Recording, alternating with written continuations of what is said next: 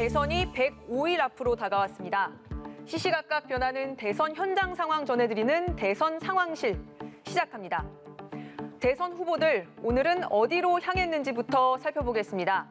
이재명 후보는 언론사 포럼에 참석한 뒤 개발이익 환수법 같은 이재명표 법안 입법을 강조하기 위해 간담회에 참석했고 이후 중소기업 중앙회를 찾아 중소기업 정책을 발표했습니다. 윤석열 후보는 이 후보와 겹친 언론사 포럼 외엔 공개 일정 없습니다.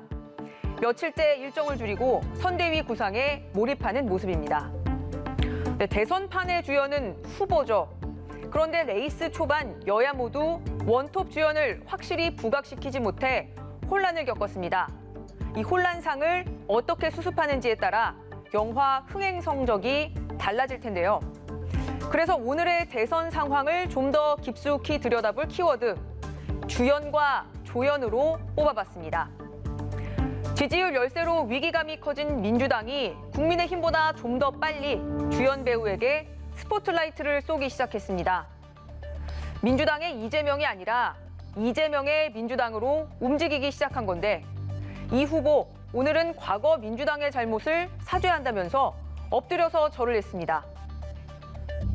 깊이 성찰하고 반성하고 또 앞으로는 지금까지와는 완전히 다른 변화되고 혁신된 새로운 민주당으로 거듭나겠다는 의미로 제가 사죄의 절을 한번 드리도록 하겠습니다. 네, 이 자신이 주연인 민주당은 다를 거라는 선언인데 선대위 쇄신의 정권을 부여받은 이 후보는 이번 주 개편안을 발표할 예정입니다.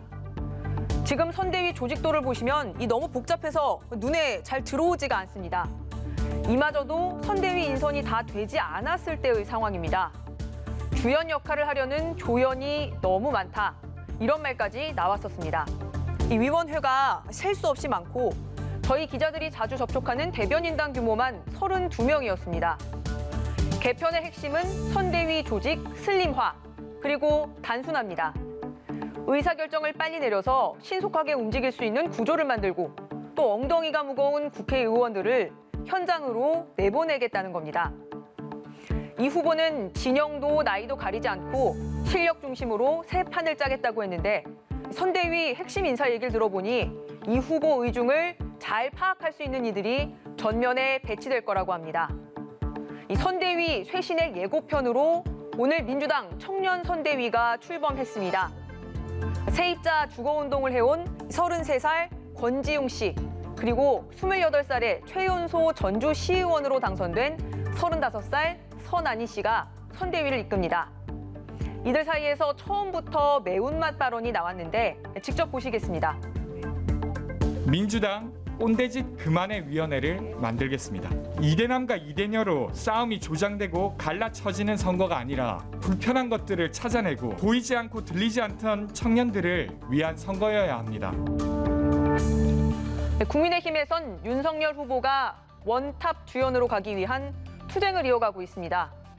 윤석열 주연의 이 감독은 거장 김종인, 제작자는 2030 관객들을 끌어올 이준석으로 정리가 됐는데 조연 구성을 놓고 주연 배우와 감독 간 의견 대립이 길어지고 있습니다.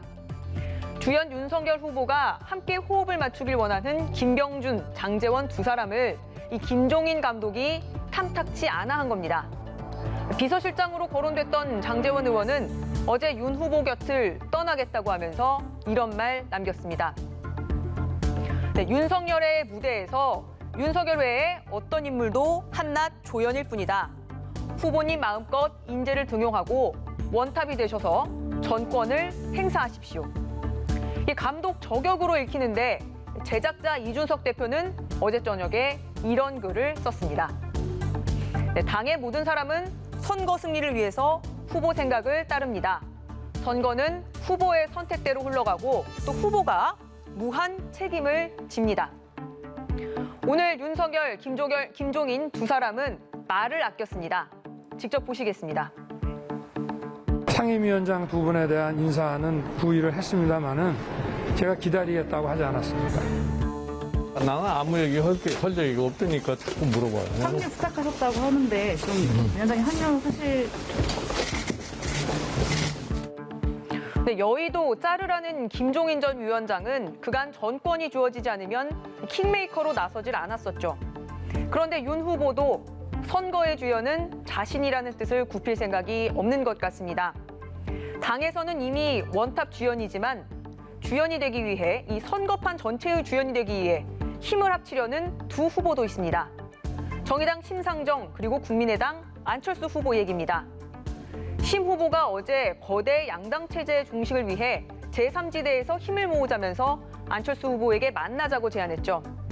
안 후보는 오늘 국민의당과 정의당이 추구하는 철학과 가치가 다를 수 있지만 진실은 정파와 이념을 초월한다면서 만나서 허심탄회하게 대화하자고 화답했습니다. 선대위 구성을 둘러싼 여야 상황은 여론조사 결과에 점차 반영되는 모습입니다. 민심 상황판에서 살펴보겠습니다. 네, 오늘 발표된 리얼미터 여론조사 결과입니다. 윤석열 후보가 이재명 후보를 오차 범위 밖에서 앞서는 걸로 나타났습니다. 윤석열 44.1%, 이재명 37.0%, 안철수 4.0%, 심상정 3.8%로 윤석열 후보 지지율이 7.1%포인트 높습니다. 다만 두 후보 간 격차는 2주 전 9.8%포인트보단 좁혀졌습니다. 윤 후보 지지율이 0.3%포인트 내려가고 이 후보는 2.4%포인트 상승했기 때문입니다. 이에 대해서 리얼미터는 이런 해석 내놨습니다. 컨벤션 효과가 점차 사그라든 윤 후보는 상승 랠리를 이어갈 모멘텀이 부족했다. 이재명 후보는 전국민 재난지원금 추진 철회 그리고 특검 수용, 선대위 조직 정비로 악재들을 털어냈다. 여기서 또 하나 주목할 지표가 있습니다. 바로 2030 얘기입니다. 이 전반적으로 윤석열 후보 지지도가 높게 나타나지만 부동층이 이렇게 10%대로 매우 높습니다. 40, 50대에선 이재명 후보가 앞서고 부동층은 3%, 그리고 60대 이상에선 윤 후보가 우위이고 부동층은 5%로 낮은 것과는 비교되는 수치입니다. 여야가 2030에 주목하는 이유 아시겠죠? 네, 오늘은 여기까지 짚어보겠습니다. 생생한 대선 현장 상황은 내일 다시 전해드리도록 하겠습니다. 지금까지 대선 상황실이었습니다.